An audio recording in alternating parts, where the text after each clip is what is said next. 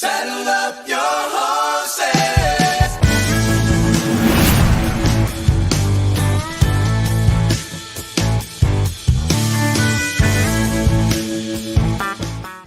Pitter patter, let's get at her. It is another episode of the Manely Broncos Podcast, and it is the dynamic duo of myself and Brendan Miller. No Matty tonight. Hopefully we can get him back next week for another episode of the show. Great show, obviously lined up, for you guys. We're gonna talk about these surging Denver Broncos. If you will, winners of 5 of their last 6. First things first, want to make sure that you guys subscribe to the MHRT network over there on YouTube. And also make sure you hit the follow button for both Brandon and I over there on X, at Brandon Miller PO, and myself at Cameron Parker PO. And there's also the show handle. It's this itself being at Manely Broncos. First things first, before we dive into any of that, Brandon, how are you doing? You doing good? You getting all kind of like your candy fix before you gotta give it to the kiddos? Yeah, definitely. I haven't even had that much candy, but I'm all hopped up on Broncos win sugar. Yeah. It is definitely exciting to say the least, and I mean. I think for myself, I was able and fortunate to get Halloween candy this go around that included one that I haven't had in a while, which was the Hershey's Cookies and Cream. And I'm telling you, if you've not had the Hershey's Cookies and Cream before, that's probably it is my favorite Hershey's candy, obviously, besides the Hershey's regular chocolate and everything. But yeah, I love the Hershey's Cookies and Cream, always have. So it was kind of nice to see that in the Halloween bag. But speaking of in the bag, or in his bag, why don't we just lead off with the biggest story that is coming out of this Carolina Panthers and Broncos game. Obviously, it was the Panthers, but you have to face who is on your schedule. But Brandon, if you could have said that Bo Nix was Drew Brees on Sunday versus the Carolina Panthers, a lot of people would believe you. Mm-hmm. He was surgical. He was absolutely surgical. I mean, at one point, even the third down conversions for this team was 11 of 15, heading to the midway point or the beginning part of the fourth quarter. But even then, it finished with, 11 of 17, still an unbelievable efficiency amount in terms of the third down. Because obviously 11 of 15, you're talking about probably 73%. But then you go for the 11 of 17. That's 64%, which is still an unbelievable conversion rate when it comes to third down. And you know what they say: if you're winning in the red zone and you're winning on third down, more than likely you are going to be winning football games. And it kind of had a bit of a shaky start there, Brandon. With the Panthers scoring first, but 28 unanswered points. Immediately after that. And it should have been 35-7. It should have been 35-7. I'm just gonna say that. Yeah, I mean, I don't know if you could have drawn up a worse start to the game, but pretty much from that point on, after Carolina got out to that initial lead, it just kind of felt like they never got the ball back, even though they did. Just that's what it looked like on the field. And that's kind of what it felt like until it was pretty much almost like the very bookends, the very beginning of the game where they got that fumble and had great field position. And then the very end of the game where they had less good field position, but also got a fumble. Other than those two, it just kind of felt like the Broncos controlled the other 55 minutes. In almost every way. Even though we didn't, it was also weird because you look at the actual statistics, and we really didn't get that much going on the ground at all either, which usually when you feel like a team has all of the time of possession, it's also because they've like been able to actually run, and that really was not the case at all. So no, it was all Bo. Yeah, it was all Bo, not all go, all Bo. And as much as we say that, it probably should be, 35 points, it actually could have been more. And even so much so that, Bo probably had, with a few drops, from here and there from a couple wide receivers, you're probably talking about, maybe a 400-yard game, possibly even a little over 400-yard game for Bo. And he could have easily thrown 5 touchdowns or more, so it's crazy. Obviously he ended up with 4 total touchdowns. But I think that, when you peel it back a little bit, obviously we talk so much about his legs, right? We talk so much about his legs and what kind of weapon, that is. I just think for me, one of the things for me, Brandon, like even coming after this game, it's like there will be points.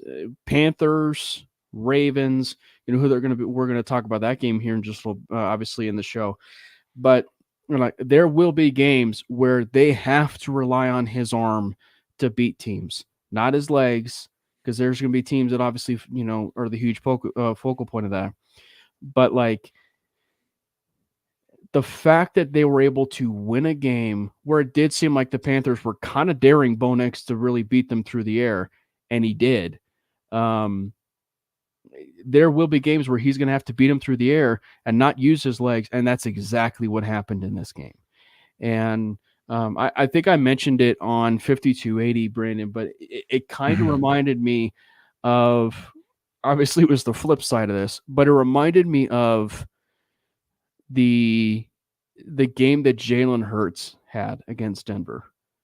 Like the coming out party, if you will, that Hurts had, where the Broncos were kind of daring Jalen Hurts, to throw the ball. Obviously, Hurts had far more legs that were being used in that game, but like he was making throw after throw. Nothing you could have done about it. He was just dotting up the Broncos defense under, Ejiro Evero.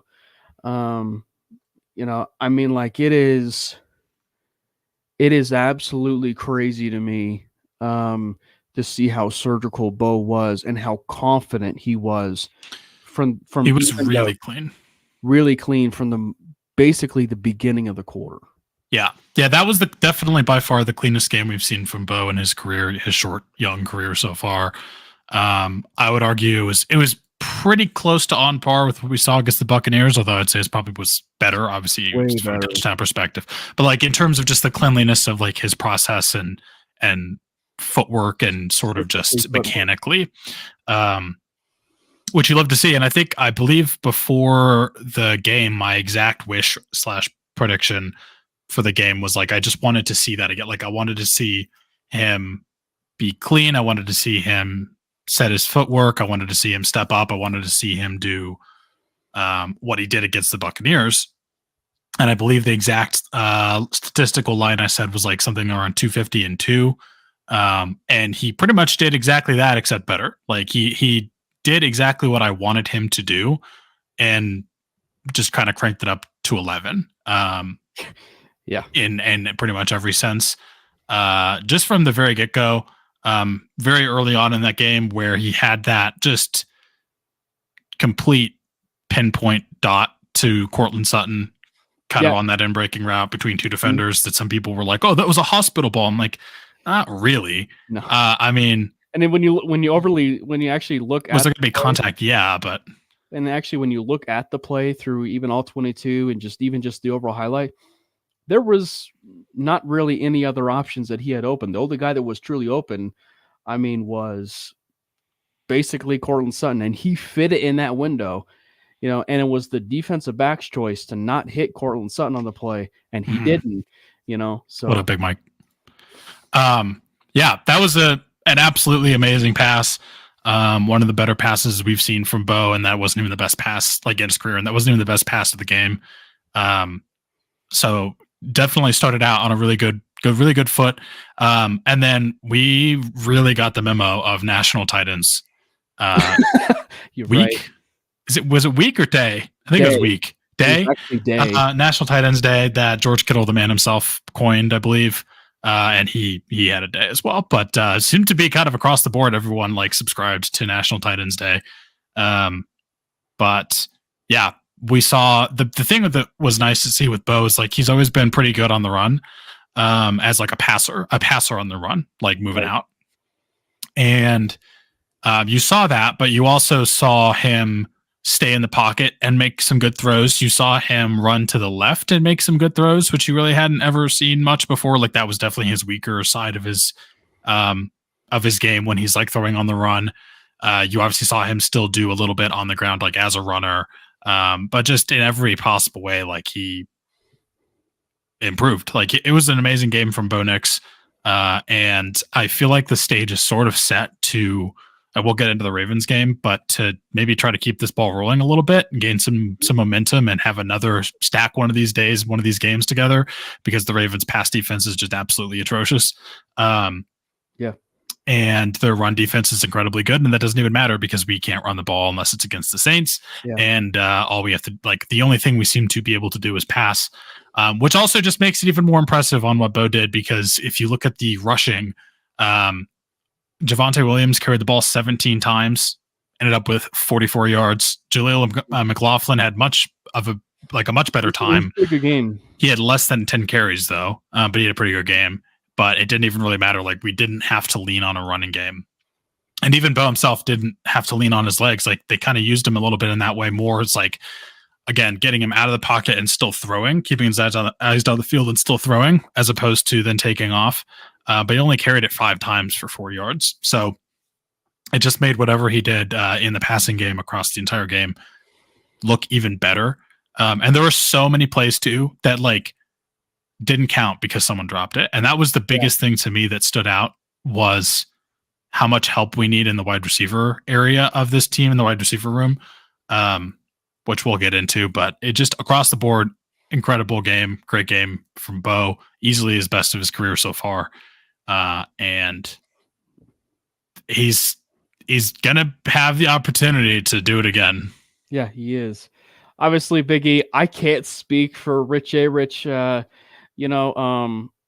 I know that he basically was voicing, that they probably should have started Stidham at the beginning of the year.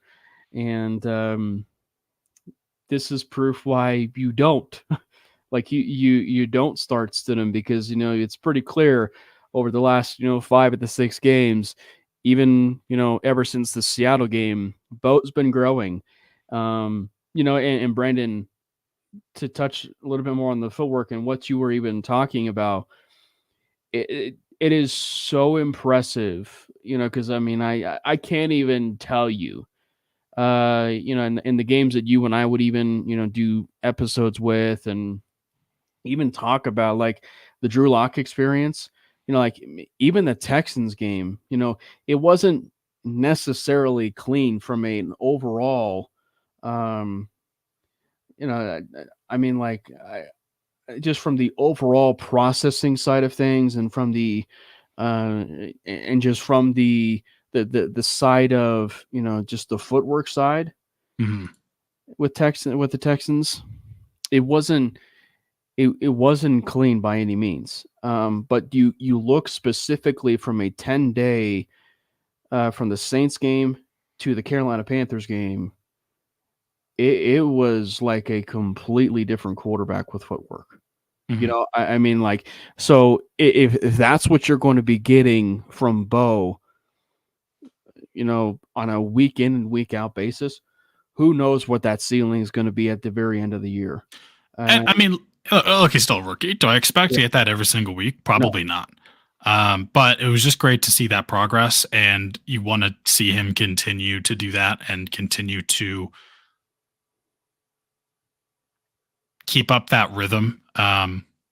and just keep up those mechanics and not look to immediately rush every time as we go throughout the rest of the season. Are you going to have some games that might regress back to what we saw before? Sure. But again, I think if he can just continue to be a bit more consistent in that area, show that he's improving as we go, like I think we're going to have a lot to talk about here for this team. And I think there's going to be some hope here.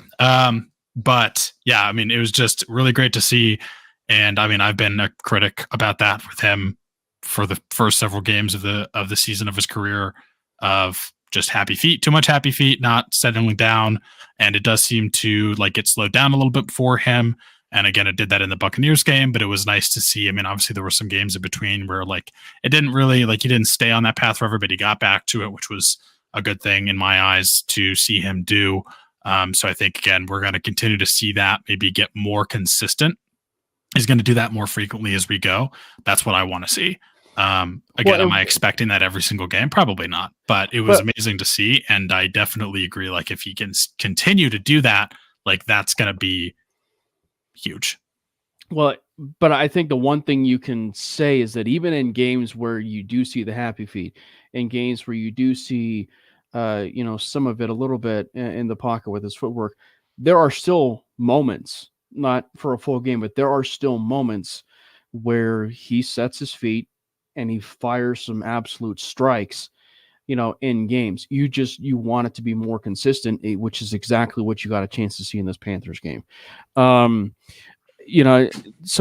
I just, and then even just the overall side of it and looking at it from the wide receiver side, there is an argument to be made with the way that Bo Nix is even performing, that he's actually making this wide receiver room that much better with, specifically, obviously it was the Panthers game, but like specifically the plays that he was making in that game, like, you have to credit Sean Payton. You have to credit, Davis Webb, Joe Lombardi, all basically getting, them into position. You know what I mean? Like into position to where they can succeed. But Bo specifically placing it in certain windows, layering throws to where, Sutton can be able to, take advantage. Little Jordan Humphrey every once in a while was not fumbling the football, take advantage. Devon Vele, being maybe one of the better wide receivers on this team regarding scramble drill.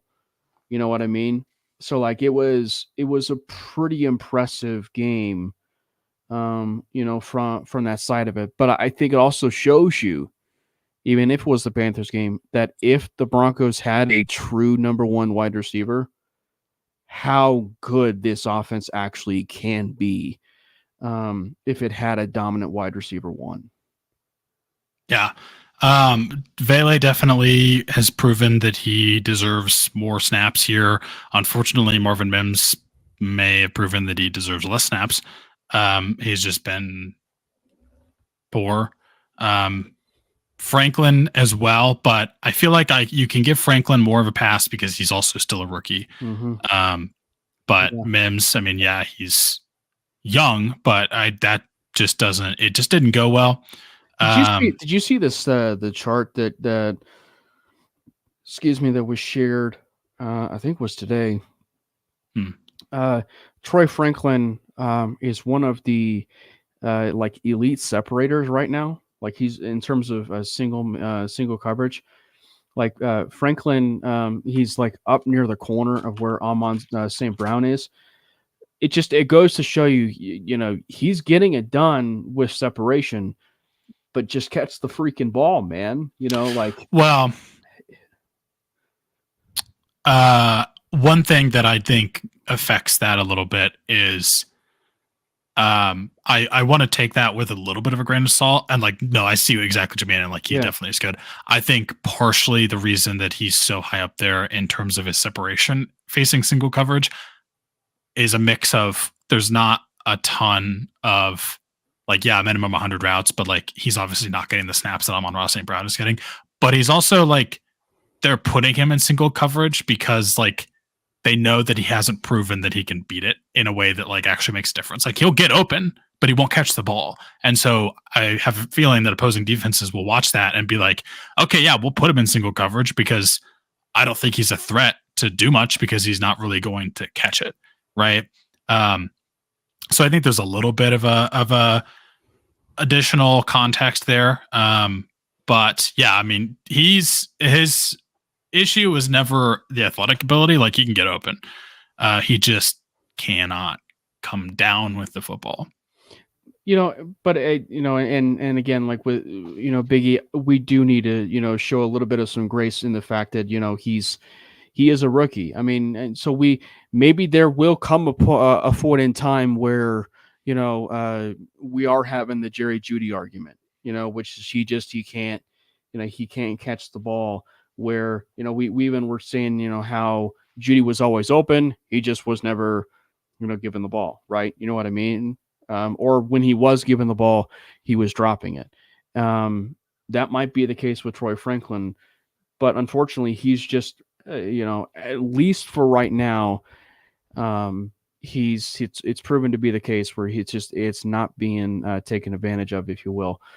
But it is only just his second drop. I mean, it is just his second egregious drop, and both times it probably could have been one where it could have resulted in a touchdown, given how fast he is, if you will. But it's also something that I think that given the relationship with Bo and their time at Oregon, you just hope that it works itself out. But yeah, I mean, again, I'm going to give him some slack. He's a rookie. Yeah. It's just like it sucks to see because it's hurting Bo. That's the biggest thing. It's hurting Bo. It's hurting the team. Because he's just not getting help, and that just is one more person that's not contributing in that room.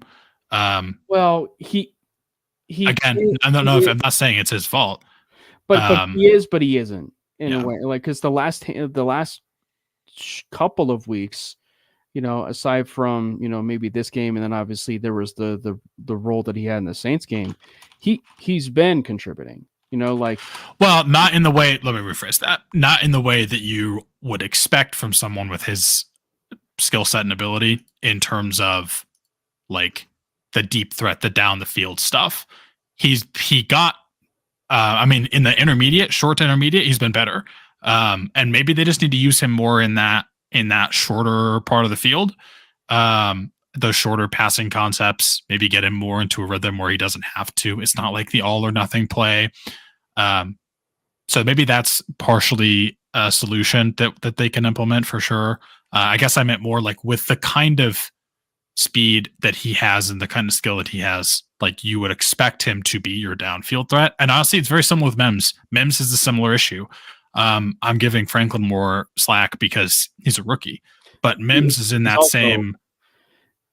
I was just going to say, but Franklin is also kind of making a little bit more out of, what he's given Mims. Oh, he has. But like in the sense that like Mims with that kind of ability, again, you would expect him to be able to be your down the field guy.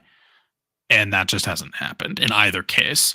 Troy has definitely done more of the shorter yardage work, which again, I think is a good sign and just makes it worse for Mims.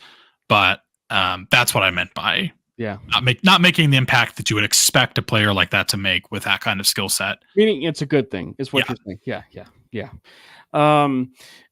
So it's going to be really interesting to see what this team does from the offensive standpoint. Obviously this is going to be a continuing conversation, throughout this stretch, but it is 2 games. And I don't want to overreact too much, even though it seems like I might have if you guys were listening to the 5280 podcast. But Brandon, coming off of the fact that it was simply Bo Nix's best game of his career, and you also look at the certain center, that was in that particular game, he wasn't necessarily great in the run blocking area. But when you stack the game between the Saints and the Panthers, back to back, Alex Forsyth had a really good run blocking game against the Saints. Then he actually ended up having a very good pass blocking game against the Carolina Panthers. I don't know if that trend's going to continue, but I do know that if it does, it might be time to actually end this entire discussion, end this debate, where Alex Forsyth is your starting center going forward. And it's going to be a tough test. Obviously, you got, the Baltimore Ravens defensive line specifically, coming, for the Broncos, 11 o'clock game. And then they have another 11 o'clock game, interestingly enough, against the Chiefs. But you're going to be facing off against Chris Jones, right? And then you got Grady Jarrett with the Atlanta Falcons. So, I mean, he's going to have a bit of a tough test here in these stretch of 3 games, Brandon, that he could really take a stranglehold on this center position. But after that game against Carolina, it's kind of hard not to get riled up a little bit positively for Forsyth being the center going forward. Yeah, I mean, Forsyth definitely had an amazing game, and he should just continue to be the starter at center for the rest of the season, barring injury, to be honest. Until he proves, unless he drops it, falls flat on his face, and looks horrible, he's been remarkably better than pretty much anyone else we've seen at center in the past 2 seasons. Well, and Wattenberg was and Wattenberg had his moments, but I think Forsyth was better. Which is crazy because, again, we're talking about a 2-game sample size, but it's just what you're seeing, has now been elite in both areas. The thing I think that's going to be getting to the point is if you actually see a full game of that, elite run blocking and elite pass blocking, it's chef's kiss. It's going to be a beautiful game at that point. Speaking of run blocking, but more so just the running offense with Javonte Williams, Jaleel McLaughlin, Audric Estime, the Broncos are kind of in a little bit of a pickle here, Brandon, because, do I think that the time has passed maybe just a little bit with Javonte Williams? I do. And maybe it's time where you are having a conversation where maybe it's time to actually trade Javonte Williams. But with the way that the running back room is currently constructed, you kind of have to lean a little bit on Javonte Williams. You know what I mean? Williams is probably your guy that you can rely on for about 15 to 20 carries. And Jaleel McLaughlin hasn't exactly proven, or size ability is not necessarily a guy that you can really even trust for 20 some carries a game. That's a recipe for disaster for a guy like Jaleel McLaughlin. Audric Estime, you certainly would hope in the future that he's a guy that can be relied heavily on for 20 some carries a game, maybe that bell cow, which by the way, I think that's a big maybe right now, unfortunately. Which by the way, side tangent / attached to Troy Franklin. I think it's very interesting to me how wide receivers, and we're specifically talking about Troy Franklin, right? How we're showing grace a little bit, and we should, and given the fact that Troy Franklin is a rookie, he's had a couple drops. They're not turnovers, but it's funny how some of that is kind of directed a little bit more so in the sense that he's immediately in the doghouse, meaning Audric Estime, with 2 turnovers in his rookie year. I'm hoping it certainly continues, but I do think that grace absolutely needs to be shown from the fans' side of things. I don't know if the coaching staff certainly, feels the way that they do necessarily, because it seems like Estime's in the doghouse. But so much so that when I have this conversation, it's I'm hoping again. I'm hoping again that he's going to end up being that guy, in a year or 2, where he is going to be that guy that gets 20 some carries a game. I just don't know if you're going to still see that this year, which is one of the reasons why they're probably going to ride with Javonte Williams for what it is, this year, and then we'll certainly see come draft time how good they really feel at that point about Audric Estime. Yeah, Audric Estime, unfortunately, I think the reason I said it, I think that's a big maybe right now is like he hasn't done much other than show that we can't necessarily trust him to hold on to the football. I think the running game in general has been lackluster to say the least.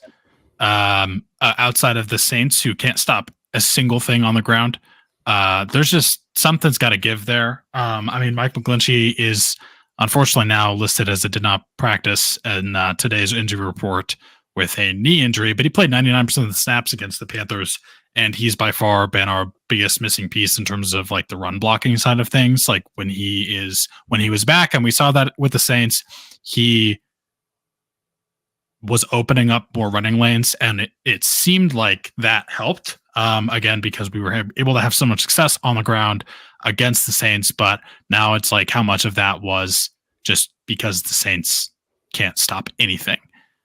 Because the Panthers' defensive front isn't even that good. It might actually have been worse than the Saints. Yeah. I don't know. I think the Saints might be the worst in the league, but it was definitely down there.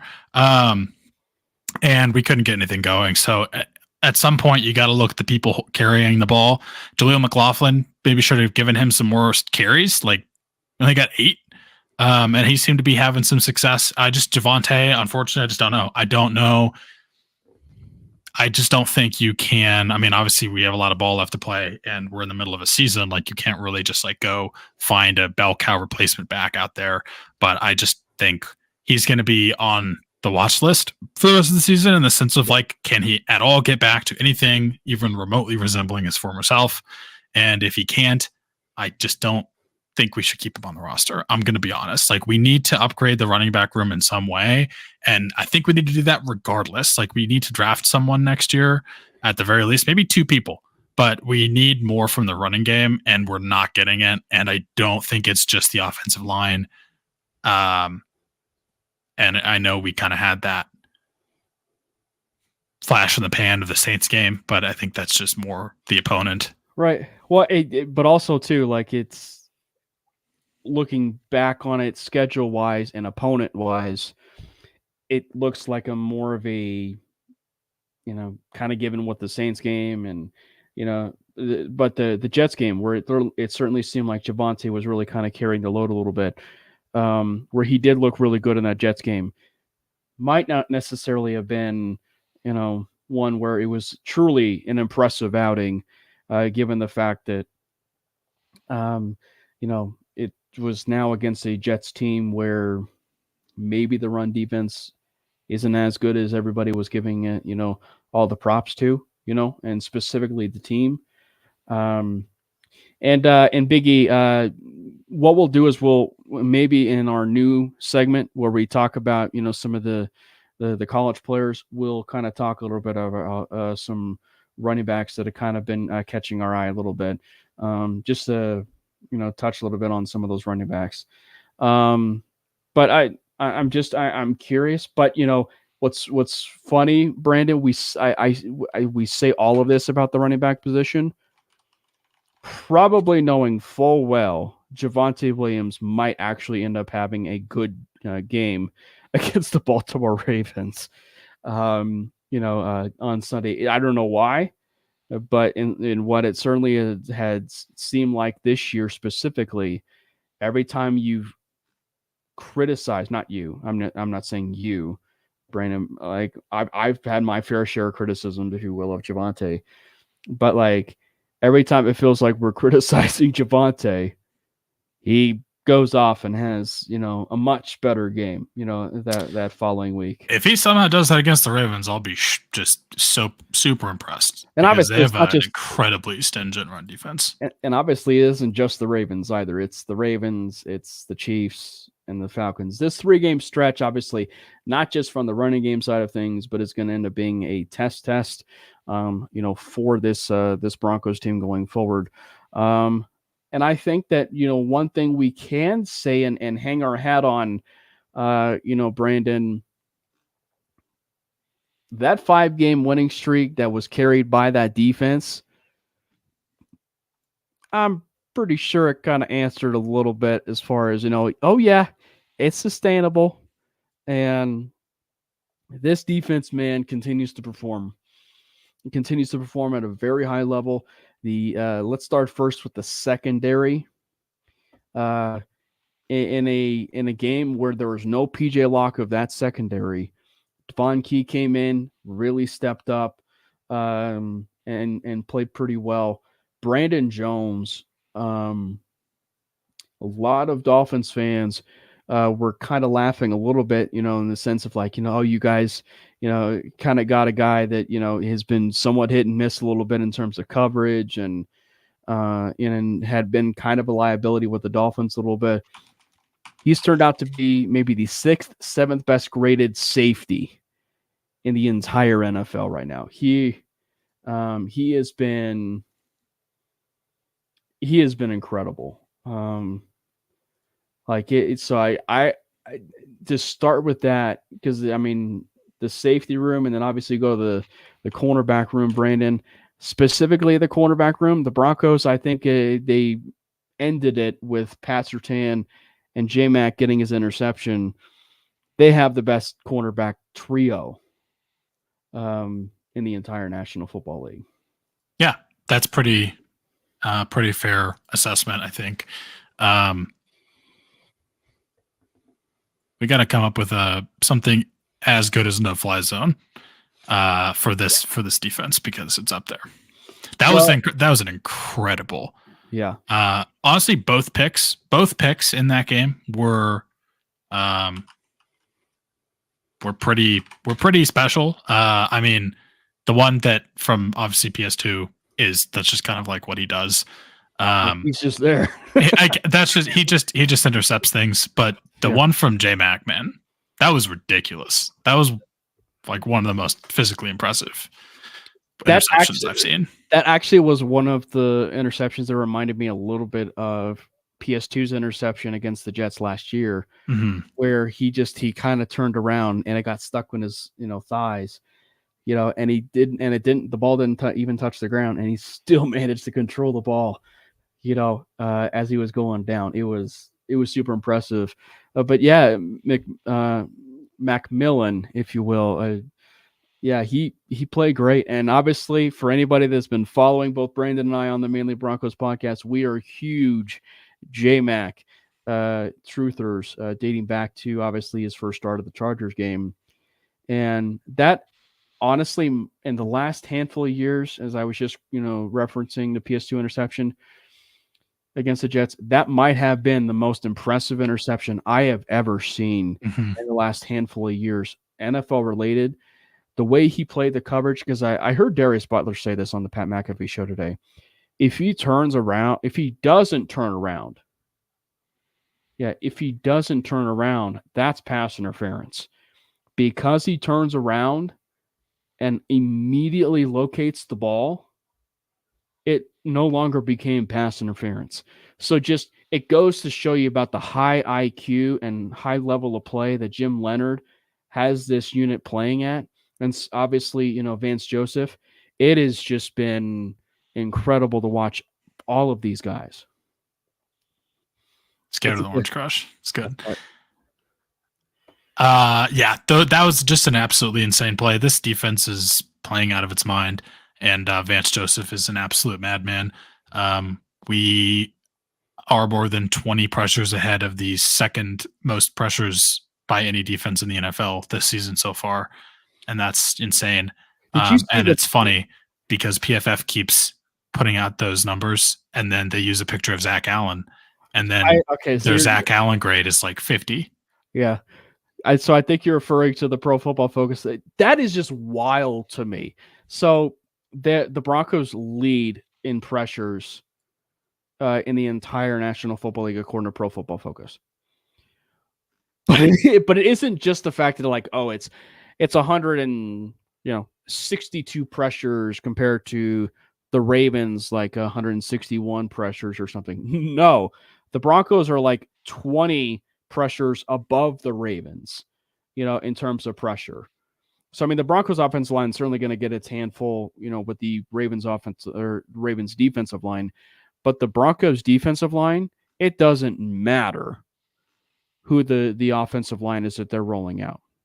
I mean, like they are getting to the quarterback whenever they want to, and whatever time it is, whatever time of the game it is, whatever snap it is, they're getting home no matter what. And so, what ended up being the total 181 pressures according to Pro Football Focus, compared to like the 161 for the Ravens. It's just absurd. Like that's 20 pressures more than the next team. Yeah, it was absolutely insane. This defense is just playing out of its mind. So, going forward to this game against the Ravens, what are some of the matchups that you're looking for, or how exactly would you want to beat this Ravens team? I'll just say that. How would I want to beat this Ravens team? I mean, they're the Ravens. Like, you got to control time of possession. You can't let them have the ball because they're just going to try to run it down your throat with any number of people on that roster. Derrick Henry specifically is just an absolute monster and no one can stop him. But obviously Lamar Jackson is their quarterback. Like, you can't let them get ahead, and you can't also let them keep the ball. That's how the Ravens will kill you, is they'll get ahead and then they'll just run the ball, and then they'll run the ball, and then they'll run the ball again. And like, then they'll pass the ball because their running game is working. They'll take advantage of play action, and then you're expecting the run, and then you'll load the box and they'll still run the ball, and they'll still somehow get like 7 yards, and then like you'll load the box again, and then they'll pass on you. Like, you can't let them get ahead, and you can't let them start to get a run game going. And those are very, very, very tall tasks, especially in Baltimore. But that's what I wanted to see, is like, I want to see us be able to control the time of possession, because if they're not keeping the ball, control the time of possession and score points. Because if we can go out there, let me give you my exact thing I would love to see: score a touchdown on the opening drive. Because if we can do that, we're suddenly ahead. They can't just run it down our throats, which again, they're going to try, and they might still be able to, but you just have to maintain a lead, get a lead early, and lock it down on defense. You can't let them get a run game going. If you can somehow end up with the ball more than the Ravens, like, that's how you win, because otherwise they're just going to kill you. Yeah. Oh man, how I would say this. It kind of leads me to this point that Willie mentions, and how I would. Obviously, Lamar Jackson has proven that he can beat you through the air, but I think that where he is the most dangerous is when, he runs around and he's using his legs a little bit, so what I would like to see the Broncos do, it again, it's a tall order and it's a tall task. I want the Broncos to sell out on the run and make Lamar Jackson beat you through the air. But also when he is out on certain plays and he's basically getting ready to possibly leave the pocket, is the moment where you have a QB spy on a guy like Lamar Jackson. And I think that where specifically this player, I think you'll actually see a really nice matchup possibly between Lamar Jackson and this guy, and that's Nick Bonito. I would love to see a QB spy of Nick Bonito on Lamar. We're talking about a speed rusher. He's clearly also proven that he can be in QB spy, every once in a while. He was on Patrick Mahomes last year. I think he even was. They did it. I want to say maybe even with, Justin Fields this year. They did it at one point. At another game. I'm sure at this point in the regular season, and he also did it at Oklahoma. Like, he's proven the ability to be a player that you can drop back possibly and use as a spy.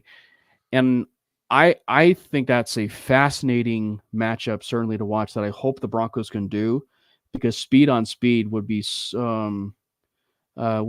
a fun one, I feel, for Benito. It might possibly put his his sack streak in jeopardy. But I think that, it would be certainly a fun matchup to see if they were able to do something like that.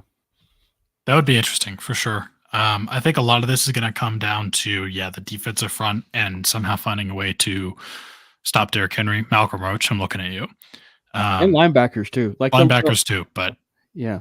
How are they going to tackle him? Zach Allen, Malcolm Roach, DJ Jones.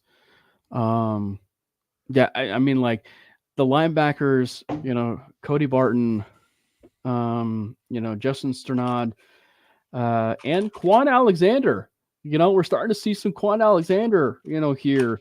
And it sounded like Sean Payton said that we might get to the point where, Quan actually gets elevated to the 53. And look, in just a short amount of time, Quan Alexander's actually been kind of nice. Obviously he was there for the fumble recovery, but just kind of ditch, that number 12, man. Like it just looks so weird on a linebacker.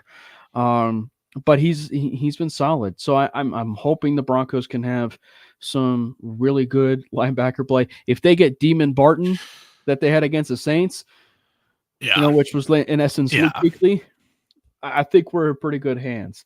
I think the linebackers are going to be big regardless because, I mean, the Ravens have two tight ends that they can beat you with now. Mark Andrews suddenly is like kind of come back from the dead or from his time as an unofficial tackle, where all he did was block and didn't run a single route and didn't get a single target. And he's kind of back now. And obviously Isaiah Likely looks like kind of a good weapon for them. So you got to find a way to stop those guys. They just traded for Deontay Johnson. So I'm kind of hoping that Deontay Johnson gets the Devontae Adams treatment where he loses to a team, gets traded to another team, and then loses to that team again. Yeah. And the other thing, certainly I think he's going to be active, but we'll certainly see if he's actually active this week, but I'm sure he will be. Yeah, probably. And then Zay Flowers has been pretty much their best wide receiver for sure. Who do you have on Zay? Because he's definitely shifty with wide receiver. So if PS2's out there, you got to put PS2 on him probably. Yeah. I'm kind of curious to see, how they're gonna, operate that. Size wise, matchup wise, and height wise, maybe J-Mac on Zay Flowers every once in a while. But yeah, I'm kind of curious to see, with and maybe, I don't think they did. I got to think about this, but I don't know if Riley Moss has had experience covering Rashad Bateman, when Bateman was at Minnesota. I don't think, I don't think he covered Bateman when he was at Minnesota. I think he just missed him, but maybe you do have Riley Moss on Bateman. So yeah, I'm hoping the Broncos are gonna be on their P's and Q's. I will say, looking at the very end of this, this is kind of like leading into the offensive matchups now. You touched on scoring and everything. Like I think this is going to be a weird one in the sense of like all the last handful of games the Broncos and Ravens have been just absolute juggernaut of a games in the sense of like defensive juggernaut games, like just knock them out, slug them out type games, like true Big Ten football, coming from a guy that watches a lot of Big Ten, like defensive matchups. This kind of game is already kind of leading to the idea that it might actually end up being a rather high-scoring game than we've been accustomed to seeing with these two teams. Sean Payton is 1-3 against the Ravens in his career. The Broncos, I believe, are like 1-8, I think, against the Ravens, and I think they're like they haven't won all that much in Baltimore. So how exactly from the offensive side schematically would you like to see them do in this game?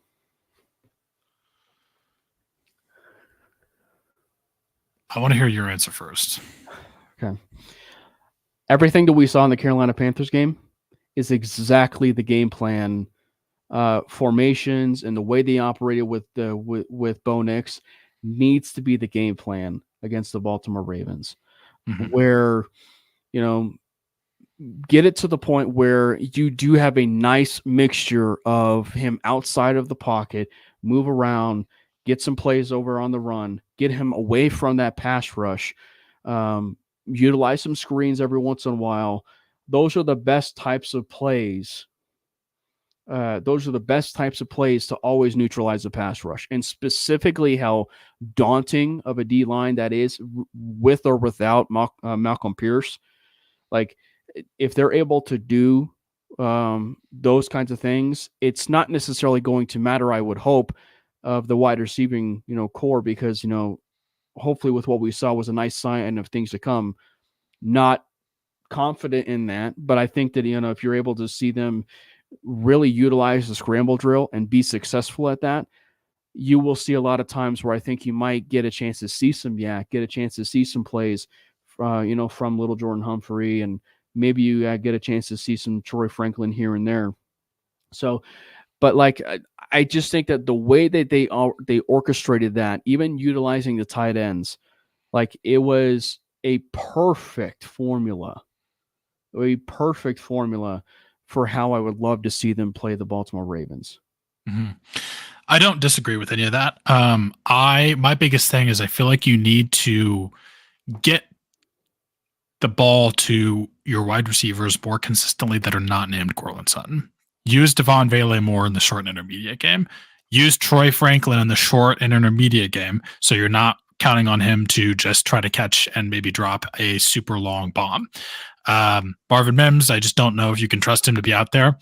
Obviously, we were able to get the tight ends going more.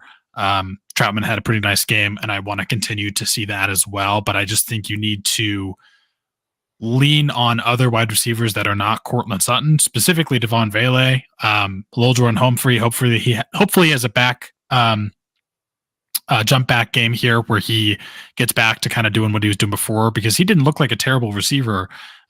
He just had a very, very poor game. So show that you have faith in him, go back to him, start to use him more. And again, use Troy Franklin more, take advantage of the chemistry that he should already have with Bo Nix, but just try to use him more in advantageous situations where you can kind of get his confidence going.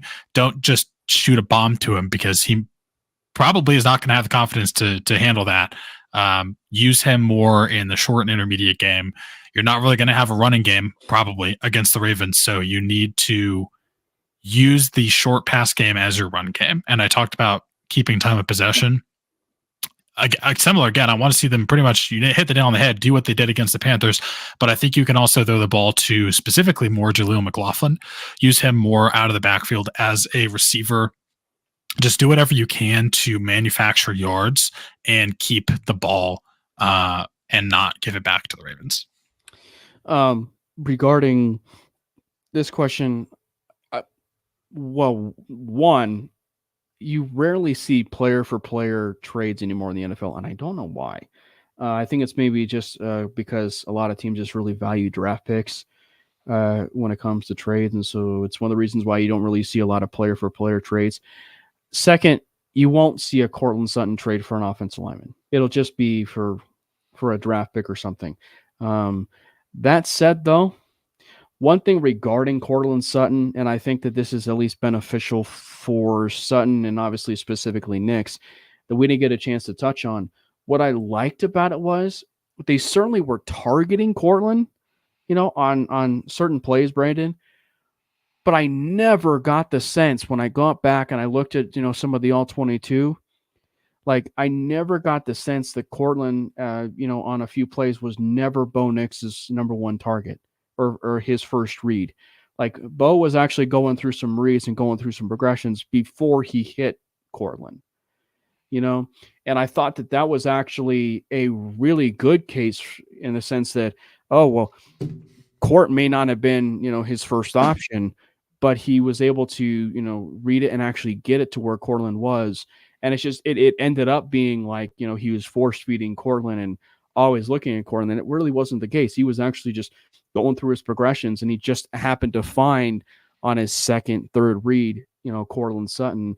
So I'm hoping that bodes well for guys, like a Franklin and, a Vele and, those guys that are kind of showing out a little bit for rookies, to where, if, Courtland is going to end up being the number one read, maybe we start to see some instances where Vele specifically, who's really proven to, utilize the scramble drill, utilize a little bit more, you see him fight for a little bit more yardage. So I say all of that in correlation to this question, where I just have a sneaky suspicion that the team and Peyton actually like Courtland Sutton a little bit more than a lot of us maybe actually think. Reskin certainly, I mean, they did 2 restructures of his contract. You very rarely see that.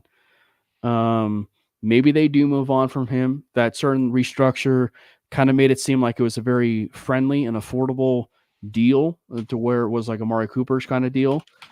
Amari Cooper obviously got traded to Buffalo, but I just feel like he does somewhat fit what Sean Payton likes out of a wide receiver, and I would not be surprised if he's actually here. But the way I would actually say that is it's got to come with a caveat. He cannot be wide receiver 1 with this team, because I do think that, you get a nice wide receiver 1, a true dominant wide receiver 1. You can have Courtland be here for, maybe a wide receiver 2 or a high end, wide receiver 3, to where he can be a Mr. Reliable, for Bo Nix, and, as he's continuing to grow as a quarterback. So that's just kind of how I feel. It can all end, with the Broncos certainly moving on from Courtland. I don't know how you feel, about that, Brandon. It's just kind of like how I feel about it. I don't know. Yeah. Well, I mean, we only have him under contract through 2025 season, but he has a $20 million cap hit. So I'm just wondering if they're looking at ways to, and like, we don't have a cap problem next year, but maybe ways to reduce that cap hit, or maybe even get rid of it. You saw the report that it was maybe a 50-50 chance that he gets traded. I don't think he gets traded. To me, it doesn't make sense, but I think it comes down to, does he want to stay here or not? And if he doesn't, can you get something for him and try to improve the team in whatever you're able to get in return? That's really what it comes down to. I think if he wants to remain a Bronco, and I obviously don't know, I'm not speaking for him, I have no idea, then I think we should keep him. Like, we absolutely should keep him, but I think we should absolutely also still add to the wide receiver room. We need to get that true alpha. Courtland Sutton is an amazing wide receiver. If I even had to say it, he's maybe a wide receiver 1B, but I don't think he's this wide receiver 1A. He's not that guy. And I don't think it's fair to try to make him be that guy. I think he's a great receiver, but you just need something else. Yeah. We don't have it right now. And I don't know what that player is, who that player is. Don't know where you get that player. Don't know if it's in the draft. I don't know if you trade for them, but we need to add something there. And I don't think getting rid of Courtland Sutton helps you do that. It just gives you another hole that you then have to go find a player for. I think, again, it just comes down to, does he want to be here? And if he does, I think we should keep him. So real quick, before we dive into Willie's point about, 3 Broncos buy, sell, that kind of thing. What's your prediction for the game?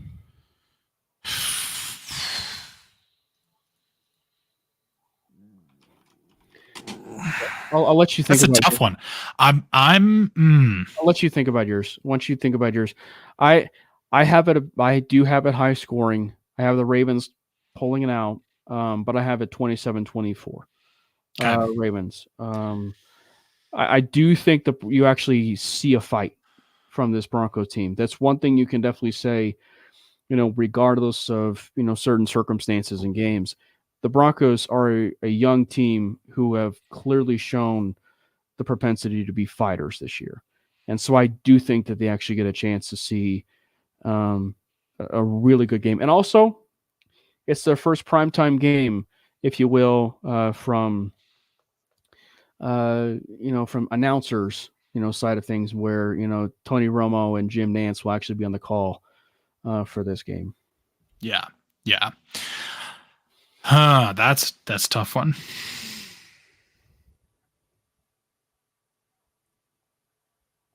I'm going to say it comes down to a field goal. I don't know where the field goal happens. Don't know who kicks the field goal. But as it stands now, I'm going to say that the Ravens probably win this 23-20, something like that. I don't think it's going to be a super high scoring game, but I do think you will see us throw some touchdowns because it's really difficult to run on the Ravens. You might see another Bo Nix rushing touchdown, but I think this is going to be a battle. Again, I think it just comes down to, can we stop their running game? Even if we stop the running game, they have a great passing offense, but you can't let them run all over you or they're going to kill you. It is worth mentioning that Derrick Henry, his best game against the Broncos, he did have 100 yards, but it was a clawing 100 yards. I think it was like a couple of years ago. He had like 30 carries for 100 yards. When he was a Titan, I remember that game. Yeah, when he was a Titan. But he struggled. He has struggled against the Broncos in the past. So just something to monitor there. And it's one of the reasons, it's one of the reasons why I kind of say that in the sense that I definitely do think that this is going to be, it's going to be a tough test, but it's also one of the reasons why I do say what I say, in the sense that kind of make, Lamar Jackson beat you through the air. It's a tall order because he can't beat you through the air. It's just, it feels like he's far more explosive as as that running quarterback. And, you can't beat that. You cannot be beat that way. Yeah. All right. So going to Willie's comment where he mentions name 3 Broncos, buy, sell, keep. I'm assuming when he says what you mean by buy. I'm assuming buy in the sense of like players that we would like to target, and then that the Broncos would be trading for. Yeah, trading for. And then yeah. So obviously, if you missed the show last week or a couple of shows ago, Willie, Brandon and I gave a couple of the players that we thought were going to be let go, or we had an idea that we're going to be let go. We can kind of bring back a little bit some of those names, Brandon, but not necessarily some of those, maybe not necessarily a trade, but Greg Dulcich is certainly a name that, might be, worth throwing out there. Baron Browning might actually be number 1 on that list in terms of being a player that is, a seller, if you will, that's not going to be a Bronco. And it's also worth mentioning that moving on from Baron Browning and or Greg Dulcich does not move the needle for this team, backwards or forwards. It's just a move. Like it's just absolutely a move. And then who was another one of the players that we mentioned, Brandon? That we could trade? Yeah, that we could trade. You did mention Cortland Sutton, if I remember right. I think I did say Sutton. Yeah. I don't want to trade him, but it could happen. It could. And there goes lies the 50-50. Yeah. I mean, I feel like honestly the keep and sell players that we might say are going to be pretty similar to honestly what we've already talked about, but I'm going to throw out a name for the buy that I sort of have talked about. I made a post about it. I haven't seen it mentioned that much. I feel like a lot of times people want to talk about specifically T. Higgins. And I still like that idea, but I'm going to go with a player that was familiar with the AFC West, was recently sent to another part part of the country, the other side of the country, and has been on a team that has been. I think I know where you're going with it. Not what anyone expected. I'm going to say Mike Williams from the Jets, former Charger.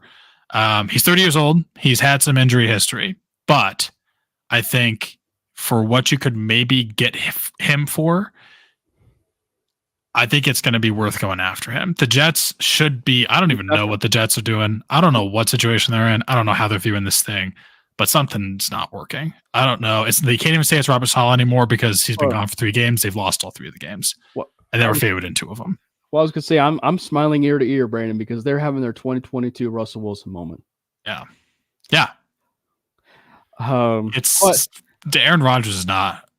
He's not the Aaron Rodgers that he was. But to Mike Williams, by the way, he's also familiar with Joe Lombardi. Yeah. Yep. I mean, there was a rumor that the Raiders wanted him in the Devontae Adams trade that just didn't really pan out, but I can't imagine that they're going to keep him if he's drawing any trade interest. He's really not doing much for them. They just got Devontae Adams. Aaron Rodgers keeps saying he's doing things wrong. I think he's definitely going to be available. Is he going to fix the wide receiver issue? Probably not. But for what you can get him for a half of the season, 30 years old, I think you can definitely. He will make an impact on this team if you trade for him, and we desperately need an impact. Now there's still other guys. T. Higgins, yes. The Bengals are not good either, but I just don't see them trading him. I think Mike Williams will be available. I don't think you're going to have to give up too much to get him, and I think it would be a good trade. We've already also had we've had recent trade success with the Jets as well. So the relationship in the front office is there. Thanks again for to the Jets fans who are listening. Thanks again for John Franklin Myers.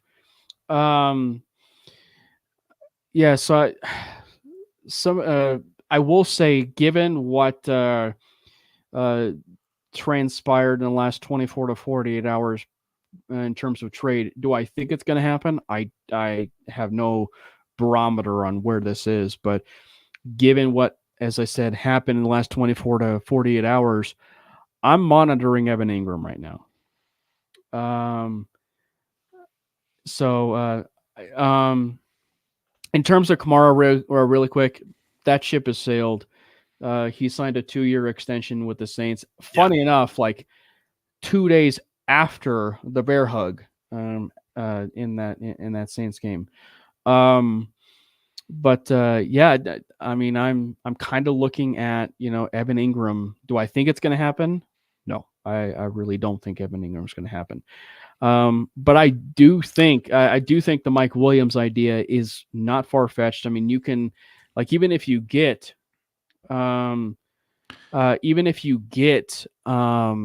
Mike Williams, you could still extend it just a little bit more, and you can actually see if you can still get a guy like an Njoku or possibly another wide receiver.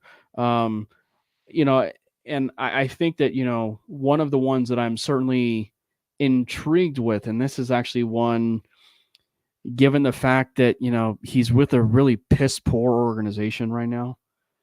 And this might be a case where you could maybe work on a player for player trade. And given the fact that maybe the Panthers might want some draft capital or whatever, and you swap draft capital. But how would you feel about Jalen Coker? He definitely has talent. I don't know if they're going to make him available just because he's probably going to be one of their leading guys after the Deontay Johnson trade. But you ship Baron Browning over. I want to do that to Baron, but that wouldn't be a bad idea. Yeah. I like that. Corker is pretty good. He definitely had some acrobatic catches in that game. And I have to give a similar. I have to give a shout out to Sarah on this other, on the, what is it? This the other one, and that is it seems like the guy who's with the Packers right now, as far as a pass rush specialist, offensive line or outside linebacker coach, he's got familiarity with Baron Browning. The Packers is do you think there's? It's hard because the Packers are doing so well this year, but it's hard for me, in a sense that like they can't keep all those wide receivers. Like they're young wide receivers, so they can't or even young weapons. They can't necessarily keep them all. And I think I even mentioned this on the show, Brandon. It's so frustrating to me because Tucker Kraft is balling out, and it's unfortunate that Luke Musgrave is injured because he actually would be the perfect candidate right now to try and see if you can get him in a trade. And he's injured. I think he's not going to be back until like week 10. But some of the wide receivers, like maybe they can, do a Baron Browning for Romeo Dobbs trade. Christian Watson. I don't know if you're going to be able to get Christian Watson. You're obviously not going to be getting Jaden Reed. But maybe, Dontavian Wicks, I don't know. Travis Etienne is an interesting name. The Jags should be selling a lot more because that entire organization is probably going to be blown up. Like it's not working. R.I.P. Trevor. I know you signed your extension, but R.I.P. I know, but I mean they're going to keep him probably. He's a talented quarterback, but that entire organization just is not helping him at all. Like they're terrible. Their coaching staff is terrible. Their front office is terrible. Probably Balky and Peterson will both be fired. You got to fire everyone after the season. They're bad enough that it's like at that point, doesn't matter what they do the rest of the season. They're probably gone. They just traded their left tackle, right? Brian Thomas Jr. has been very good for them. He's probably not going to be available. I don't think he's injured. Christian Kirk's out for the year. The only thing Kirk was available, but I like Evan Ingram. The only thing is I just don't see them being willing to part with him because he is probably going to be their leading receiver for the rest of the season. If you have Evan Ingram in fantasy, or you can get him in fantasy football, that's a good move. Right. Because Brian Thomas Jr. is going to be out maybe for a couple games, who's been fantastic for them. He's been probably the best rookie wide receiver. But Christian Kirk being out, Etienne's interesting because he's been injured since week 6. He only had 3 carries in week 6. He's proven that he's a very talented running back. He's a good pass catcher out of the backfield. And Tank Bigsby might have that role locked down anyway because he's proven to be a very good running back for them. So Etienne could be interesting. He kind of fits the Sean Payton mold. He's kind of like Sean Payton's Kamara light. Etienne's not that big. So obviously I didn't mention Etienne, but right after Ingram would certainly be Etienne. I just don't know, because the other thing you got to factor in too, he was teammates with Trevor. So do they want to even break that up, going from teammates in college to teammates? Obviously at this point, I don't think they would care about that. They're like, give me assets. This team is horrible. By the same token, you agreed to an extension with Trevor. You also don't want to hinder, and I use that in air quotes, hinder much of his development, right? So I don't know. They're already hindering it. Yeah, for sure. No, it definitely. But I understand. I understand the reservations, but I'm just trying to. I wouldn't mind it. This into existence. I absolutely wouldn't mind it though. Speaking of running backs. That's a nice little lead in. Biggie mentioned who are some running backs that we might be interested in terms of the draft. He likes the Boise State kids. I was going to say, let's preface this with this, Brandon, because you and I've talked about him numerous times.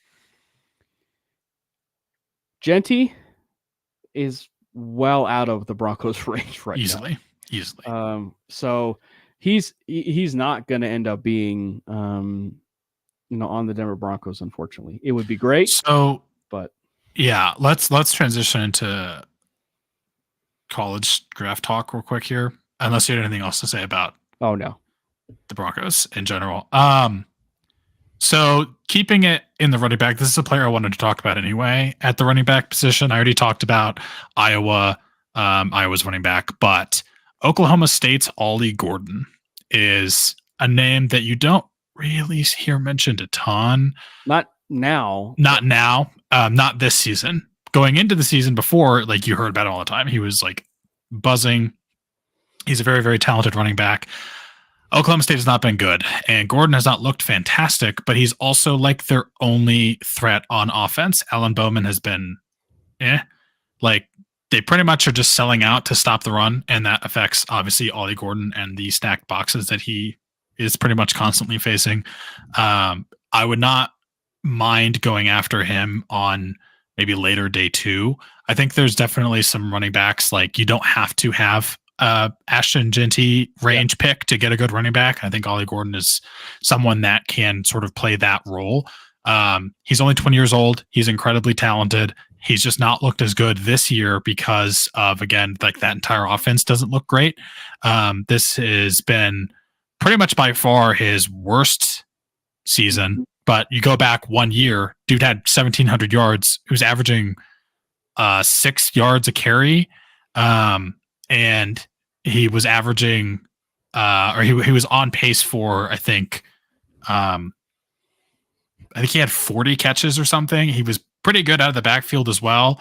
They're still sort of using him that way, but he's just not nearly as efficient in the running game. But again, it's not really his fault. So he's someone that I think would be interesting. I don't know if you're going to see him go back to what he looked like in 23 at any point in the rest of the year. And that's just, again, because Oklahoma State is not good on offense other than him, but he is intriguing.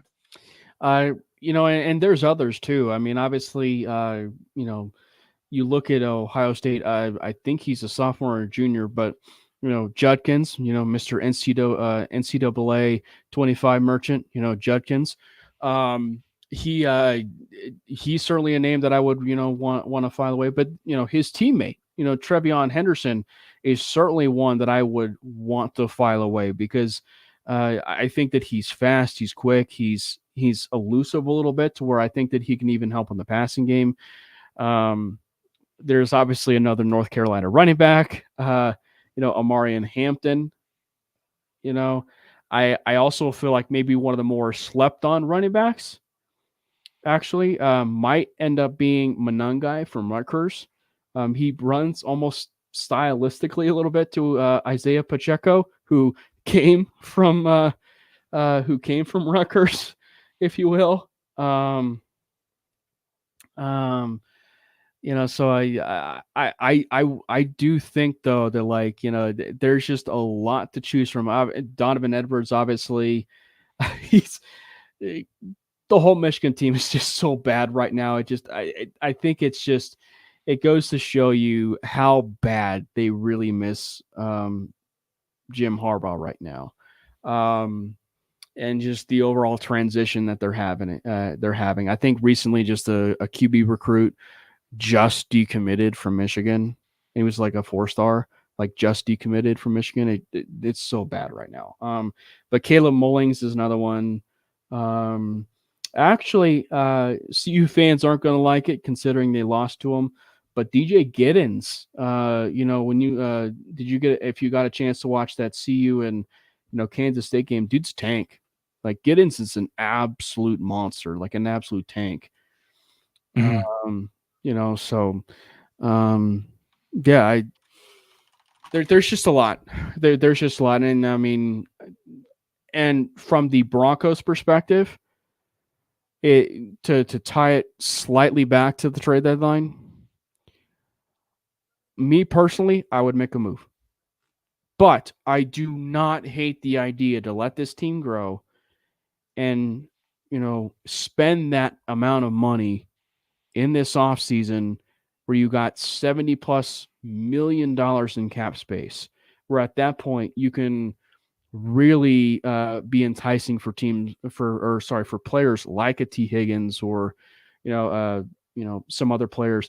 And then also direct your attention to the draft, because in that draft, you actually have positions of need that are actually some of the deepest in this draft, maybe the top 3 deepest positions, right, Brandon?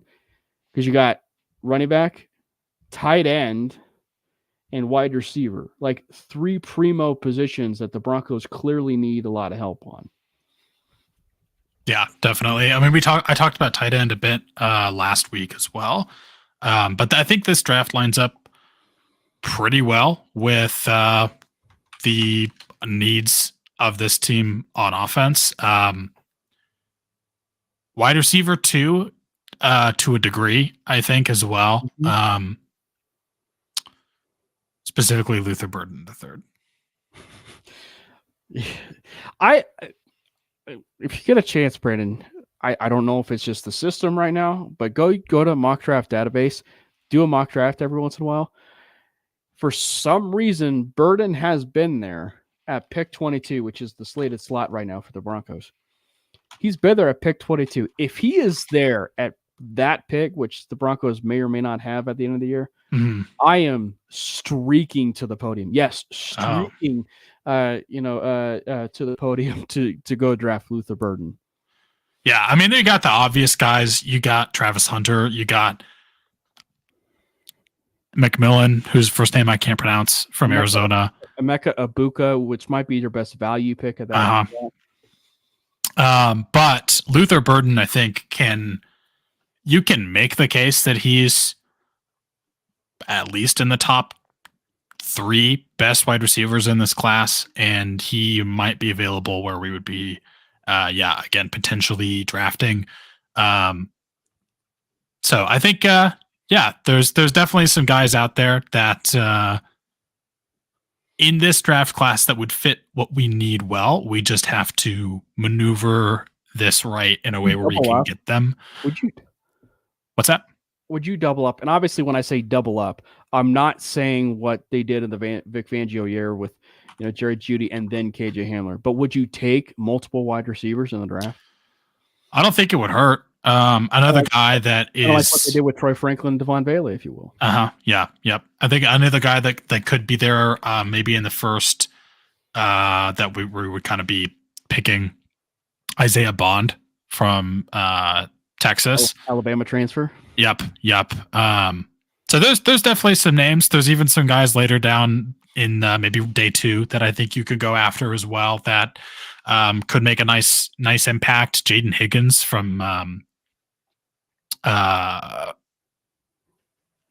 does he play for? Iowa State.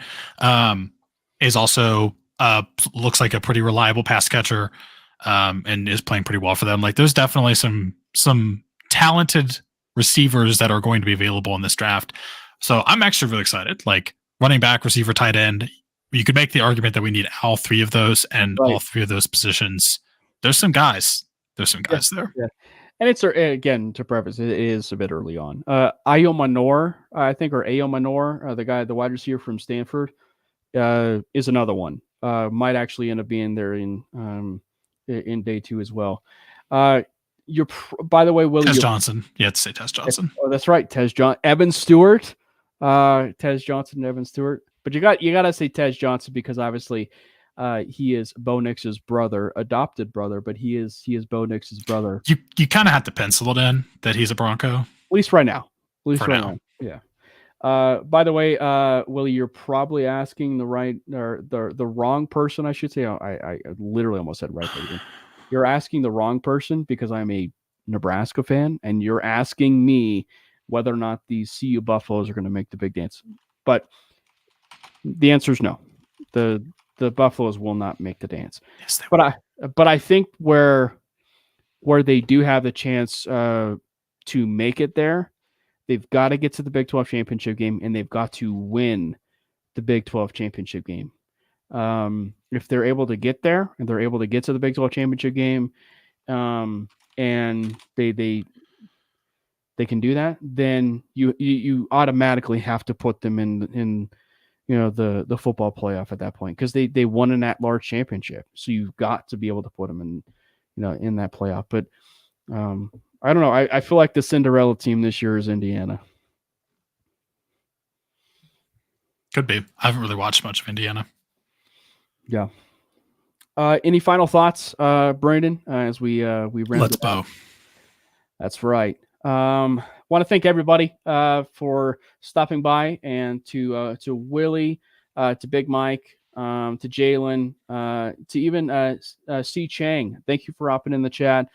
Biggie Bronco. It's been a little bit, man, since I actually had the chance to see you. D-Rock, Good to see you, buddy. And everybody else that was in the chat.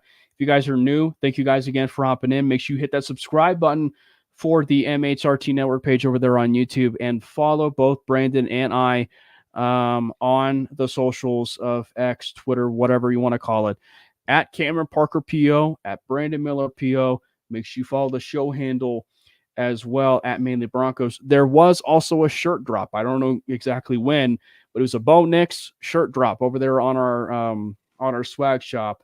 I did drop the links, if you will, on the social page at Cameron Parker PO. Make sure you go search that.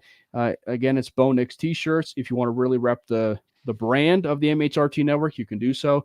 You can also rep not just the Manely Broncos podcast. You can also rep the Wild Wild West pod, the Mile High Symposium podcast, every single podcast that is on the network that you feel that you are a huge fan of. You can rep the network.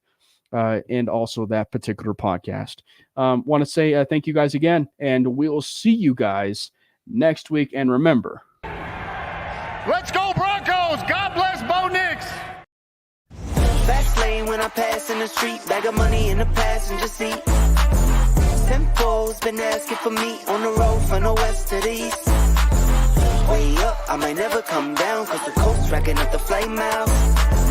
So high, I might never come down, so what, this is my lifestyle.